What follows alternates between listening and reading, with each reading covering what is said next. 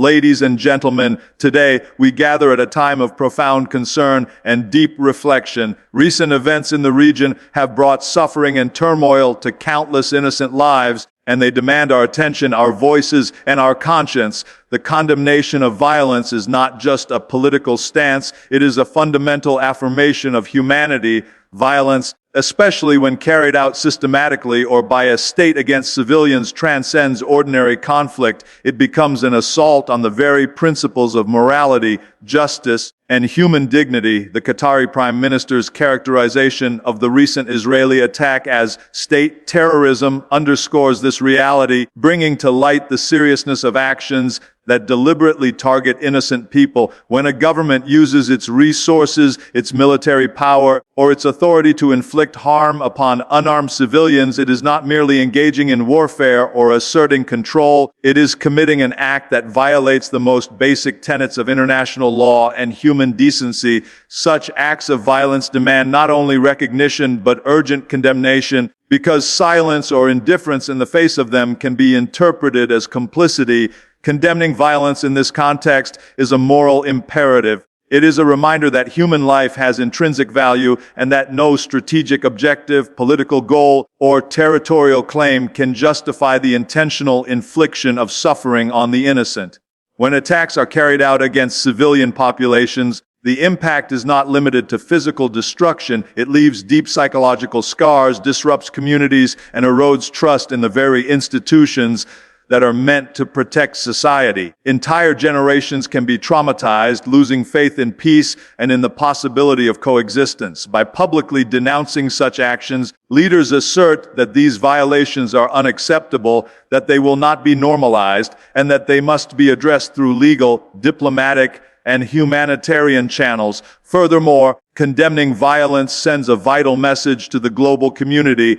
It signals that the international order cannot tolerate acts that undermine the principles of justice and human rights. When a nation targets civilians, it challenges the norms and conventions that form the backbone of international relations, including the Geneva Conventions and the Universal Declaration of Human Rights. Public denunciation reinforces the idea that these norms exist to protect the vulnerable, to prevent unchecked aggression, and to hold perpetrators accountable. In this way, condemnation is not simply an expression of outrage. It is a tool for mobilizing international awareness, cooperation, and action. It reminds the world that atrocities cannot be hidden or ignored, and that moral clarity must guide political and diplomatic responses. Condemnation of violence also serves to empower those who are directly affected. Victims of attacks often feel marginalized, voiceless, and powerless. By publicly labeling such acts as terrorism or state-sponsored aggression, leaders acknowledge the suffering of these communities and validate their experiences. This recognition is crucial for healing, resilience, and the pursuit of justice. It reinforces the notion that the lives and rights of civilians matter, and that their protection is a responsibility shared by all nations and all people.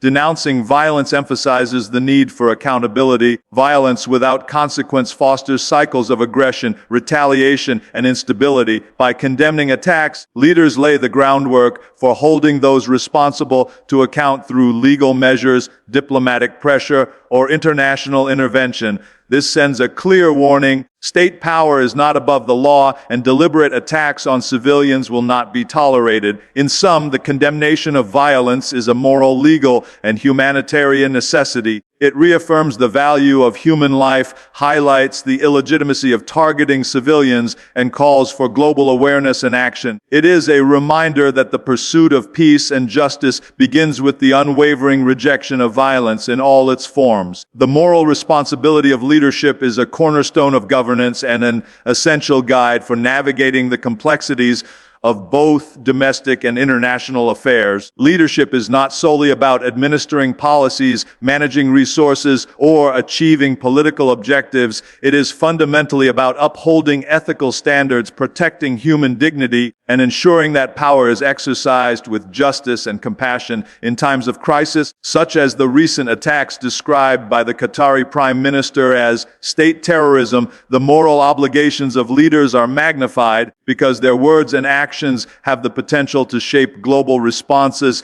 influence public opinion, and, most importantly, affect the lives of those who are most vulnerable. Leaders are entrusted with authority not merely to command, but to act as custodians of justice, advocates for the oppressed, and defenders of peace. Moral leadership requires courage, the courage to speak truth to power, even when it is unpopular or politically inconvenient. It demands that leaders recognize wrongdoing, condemn acts of violence, and take proactive steps to prevent further harm. Silence, indifference, or equivocation in the face of atrocities is a failure of leadership. It can embolden aggressors, demoralize victims, and erode the moral fabric of society. Conversely, when a leader publicly denounces acts of state violence, as seen in Qatar's firm stance, they assert a universal principle that ethical considerations cannot be subordinated to political expediency. Leadership grounded in morality prioritizes humanity over strategy and justice over expediency. The responsibility of moral leadership extends beyond words to tangible action. Leaders must ensure that institutions under their authority uphold human rights, provide protection to those at risk, and pursue justice through appropriate legal and diplomatic channels. This may include advocating for international intervention, mobilizing humanitarian aid, supporting conflict resolution initiatives, or holding perpetrators accountable through legal mechanisms. By doing so, leaders demonstrate that authority is not a shield for impunity, but a tool for fostering accountability and protecting the innocent. Leadership devoid of moral conscience risks legitimizing injustice, perpetuating cycles of violence, and undermining the credibility of governance itself. Furthermore, moral responsibility in leadership fosters trust, both domestically and internationally. Citizens and global partners are more likely to follow and support leaders who act consistently with ethical principles. Trust is fragile and easily broken by hypocrisy or neglect, especially when civilians suffer as a result of violence. Leaders who prioritize morality signal that governance is about service rather than self-interest, that power is not an end in itself, and that the well-being of people, particularly the most vulnerable, remains paramount. This moral clarity can inspire collective action, galvanize international cooperation, and create pathways toward resolution in situations that might otherwise spiral into chaos. Leadership guided by moral responsibility also requires foresight and empathy. It involves understanding the human consequences of policy decisions, anticipating the potential for harm, and taking preventive measures to mitigate suffering. It demands recognizing the interconnectedness of societies, where violence in one region reverberates across borders, affecting global stability, security, and human rights. Leaders who embrace this responsibility do not view themselves merely as administrators of power. They see themselves as guardians of justice whose actions or inactions can leave enduring legacies for future generations. Moral responsibility is the standard by which leadership is judged. It transforms governance from a transactional exercise into a principled endeavor, emphasizing accountability, justice, and the defense of human dignity. In moments of crisis, such as the one addressed by Qatar's Prime Minister, the ethical dimension of leadership becomes unmistakably clear. Leaders must act with conscience, courage, and compassion, setting an example for the world and ensuring that power is wielded not for domination, but for the protection and upliftment of humanity. Accountability is the foundation upon which justice, peace, and international order are built. When violence occurs, particularly violence perpetrated by a state against civilians, it is not enough to merely express outrage or offer condolences. Words alone cannot heal communities, protect the vulnerable, or prevent future atrocities. The call for accountability is a demand that those responsible for harm are held answerable for their actions, that violations of law and morality are addressed, and that impunity does not become the norm. Without accountability, injustice persists, cycles of violence continue, and the credibility of institutions, both domestic and international, is severely undermined. In the context of the recent Israeli attack described by the Qatari Prime Minister as state terrorism, Accountability is not an abstract principle, it is an urgent necessity. When a state uses its power to inflict harm deliberately upon civilians, it is not simply engaging in a military operation, it is committing an act that challenges the very norms of human rights, international law, and ethical governance. Holding perpetrators accountable, therefore, is a moral, legal, and strategic imperative. It communicates that deliberate harm against the innocent will not be tolerated and that those in positions of authority cannot evade responsibility for their decisions and actions. Accountability is both a shield for the vulnerable and a deterrent for potential aggressors. Accountability operates on multiple levels. Legally, it involves the enforcement of international laws and conventions designed to protect human life and dignity. Mechanisms such as the International Criminal Court, United Nations inquiries, and independent human rights commissions provide frameworks to investigate, prosecute, and sanction individuals or states that commit atrocities. Political accountability involves diplomatic pressure, sanctions, and international advocacy to ensure that states respect established norms and are discouraged from repeating harmful actions. Social and moral accountability, meanwhile, comes from public scrutiny, media reporting, and civil society activism, all of which serve to shine a light on injustices and demand redress.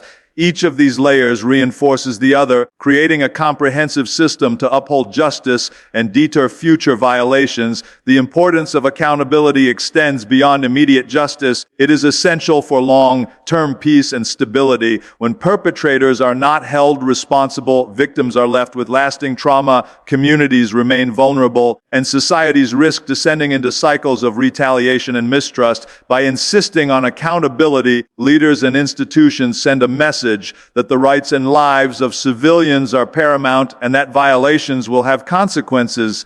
This is not merely punitive, it is preventive. When states or individuals know that unlawful actions will be met with consequences, they are less likely to engage in violence, and the rule of law is reinforced. Accountability is also intrinsically tied to moral clarity, recognizing the difference between right and wrong and acting decisively to address wrongdoing signals to the world that ethical standards are not negotiable. Leaders, nations, and international organizations that prioritize accountability cultivate legitimacy, foster trust, and demonstrate that power comes with responsibility. Without accountability, rhetoric about justice becomes hollow, and the moral authority of leaders and institutions erodes. Calling for accountability empowers victims and amplifies their voices. Many victims of state violence feel marginalized, ignored, or powerless. Holding aggressors responsible acknowledges their suffering, validates their experiences, and gives hope that justice is attainable. This recognition is critical for reconciliation, healing, and rebuilding societies torn apart by conflict. The call for accountability is an essential pillar in the pursuit of justice, peace, and human dignity. It ensures that wrongdoing is addressed, deters future violations, empowers victims, and reinforces moral and legal standards. In the face of deliberate attacks on civilians, as highlighted by the Qatari Prime Minister, accountability is not optional. It is a fundamental duty of leaders, nations, and the global community. Without it, justice remains elusive, and the foundations of international order and humanity itself are put at risk. Global awareness and action are essential components of any meaningful response to violence, particularly when such violence is carried out by a state against civilians. In an interconnected world, the consequences of such acts extend far beyond borders, affecting international stability, human rights, and the collective conscience of humanity. The Qatari Prime Minister's condemnation of the Israeli attack as state terrorism highlights the urgency of ensuring that the global community is not only aware of atrocities, but also compelled to act decisively. Awareness without action is insufficient. Knowledge of wrongdoing must translate into concrete measures that protect victims, hold perpetrators accountable, and prevent future harm. Raising global awareness begins with clear, unequivocal communication. When leaders, governments, media, and international organizations highlight instances of violence, they illuminate the realities on the ground and prevent such acts from being hidden or ignored. Awareness brings the human consequences of conflict into sharp relief, allowing the international community to witness the suffering of civilians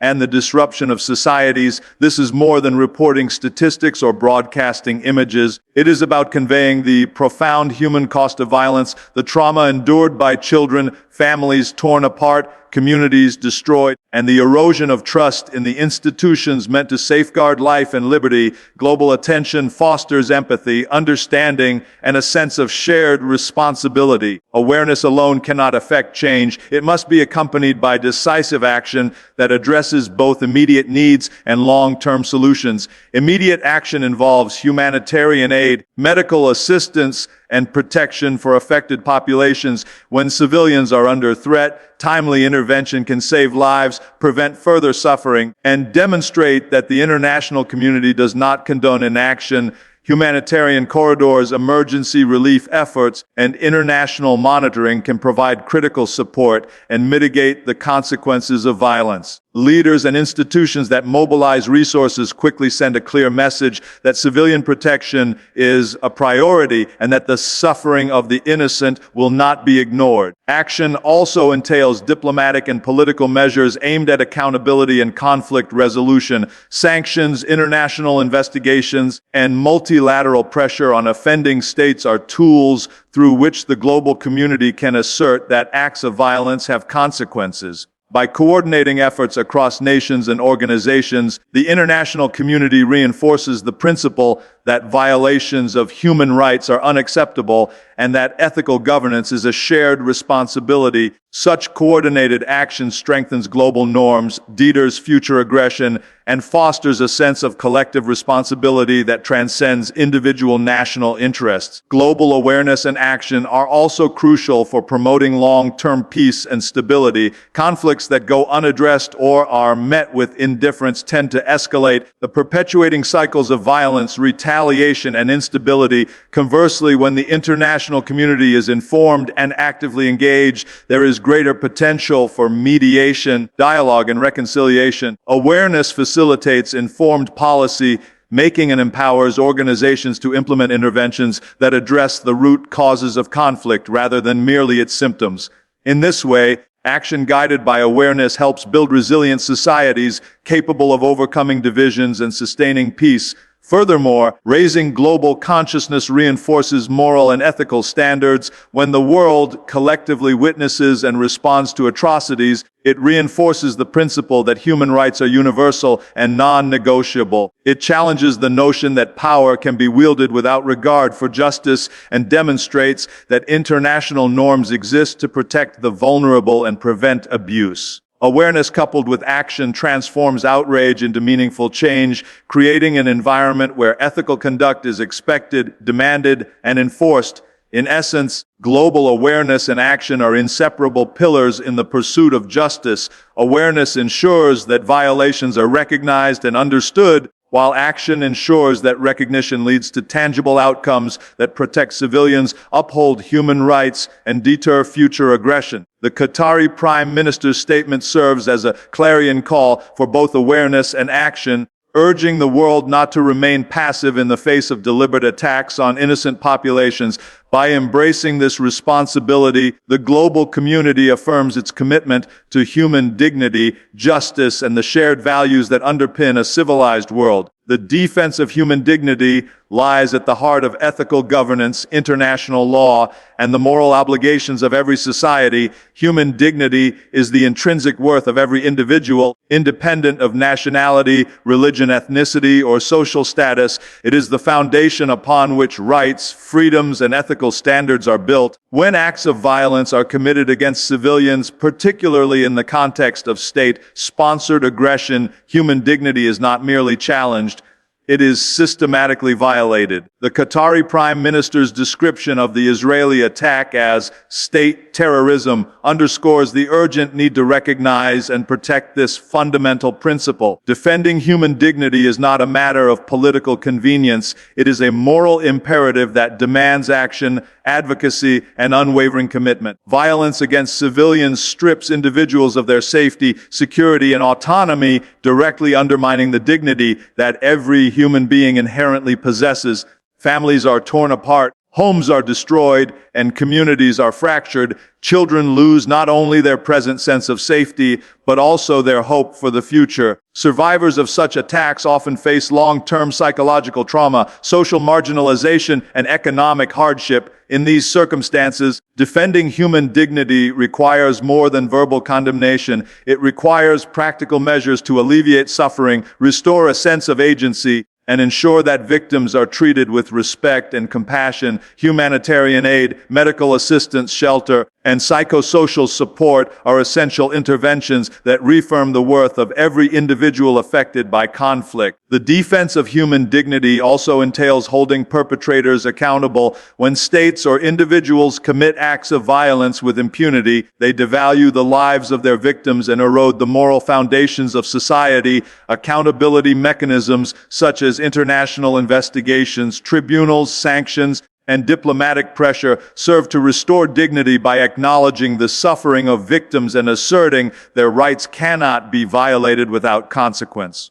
By insisting on justice, the international community signals that human dignity is not negotiable and that actions which intentionally harm civilians are unacceptable. The restoration of dignity through justice is a vital component of healing and reconciliation, allowing communities to rebuild trust and reestablish social cohesion. Beyond immediate interventions, defending human dignity requires a broader commitment to human rights and ethical governance. Policies and practices must be evaluated not only for their effectiveness, but also for their respect for fundamental human values. Leaders, institutions, and societies must ensure that power is exercised with responsibility and restraint, always prioritizing the well-being of individuals over political or strategic objectives. The moral responsibility to protect human dignity extends to every level of governance, from local administration to global diplomacy, and must inform decisions in times of both peace and conflict. Defending human dignity fosters resilience and hope. When individuals and communities feel recognized, protected, and valued, they are better equipped to recover from trauma and participate meaningfully in society. Respecting human dignity nurtures a sense of belonging and empowerment, countering the dehumanization that often accompanies violence and oppression. It reminds both victims and perpetrators that each person has inherent worth and that societies function best when every individual is respected and valued. Human dignity is also a universal principle that transcends borders. Acts of violence in one region resonate globally, challenging our collective conscience and ethical standards. International solidarity in defending human dignity demonstrates that the world does not accept the dehumanization of any individual or community. When nations, organizations, and leaders act to protect human dignity, they reinforce the shared values that bind humanity, promote ethical norms, and create a foundation for sustainable peace and justice. The defense of human dignity is both a moral duty and a practical necessity. It requires action, accountability, empathy, and resilience. The Qatari Prime Minister's condemnation of state-perpetrated violence highlights the critical importance of defending this principle, emphasizing that human dignity must remain inviolable even amidst conflict and political tension. Protecting and affirming the intrinsic worth of every individual is not only a measure of justice, but also a reflection of the collective conscience and moral integrity of humanity itself. An appeal to conscience is an urgent call for individuals, leaders, and nations to act with moral clarity, empathy, and responsibility in the face of injustice and violence. Conscience is the inner compass that guides human beings toward understanding right from wrong, compelling us to confront actions that violate ethical, legal, and humanitarian principles. When atrocities occur, particularly those involving deliberate attacks on civilians by a state, the appeal to conscience becomes a vital mechanism for mobilizing awareness, advocacy, and change. The Qatari Prime Minister's description of the Israeli attack as state terrorism serves not only as a political statement but as a moral summons, challenging the global community to recognize the suffering of the innocent and to respond with courage and integrity. The appeal to conscience begins with acknowledgement. Too often, violence and injustice persist because the world chooses to ignore them, rationalizing inaction with political expediency or strategic interests. Yet moral responsibility demands that we confront uncomfortable truths, recognizing the humanity of victims and the immorality of acts that harm them. Acknowledgement is the first step toward justice, as it validates the experiences of those affected and refuses to allow their suffering to be silenced. By appealing to conscience, leaders and citizens alike are urged to move beyond passive observation and toward active engagement in protecting human life, defending rights, and advocating for accountability. Conscience also requires reflection and moral discernment. It challenges individuals and societies to evaluate their own roles, decisions, and potential complicity in perpetuating injustice. In the context of international conflict, this may involve questioning policies, alliances, or actions that indirectly enable violence. It demands critical thinking and ethical evaluation, ensuring that choices are guided not solely by pragmatism or self-interest, but by principles of justice, fairness, and humanity. A society that cultivates and heeds conscience is one that refuses to accept injustice as inevitable and actively seeks to rectify it. Action is inseparable from the appeal to conscience. Recognizing wrongdoing without responding renders conscience ineffective. Moral awareness must translate into tangible steps, whether advocating for diplomatic intervention, supporting humanitarian aid, raising public awareness, or pushing for legal accountability. The call to conscience is, therefore, both a personal and collective mandate. Individuals are urged to act within their spheres of influence, while nations and institutions must implement policies that protect the vulnerable, prevent violence, and uphold ethical standards. Conscience acts as the bridge between moral recognition and meaningful action, ensuring that ethical awareness does not remain abstract or rhetorical. The appeal to conscience serves as a unifying force. It transcends national, religious, and cultural boundaries, emphasizing our shared humanity in situations of conflict and oppression. Ethical appeals can foster solidarity across borders, mobilizing global networks to protect civilians, demand justice, and support reconciliation. Conscience challenges the world to see beyond political divides and recognize the universal right of every individual to life, dignity, and security.